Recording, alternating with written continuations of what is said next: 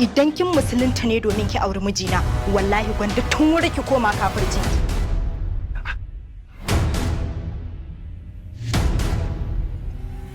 saboda wallahi ba a halicci Jamilu don kowace mace ba sai ni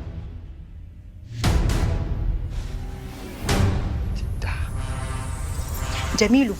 wallahi idan ka auri wannan kafarar fasika annamimiya wallahi ina tabbatar maka sai an yi gawarwaki har guda 3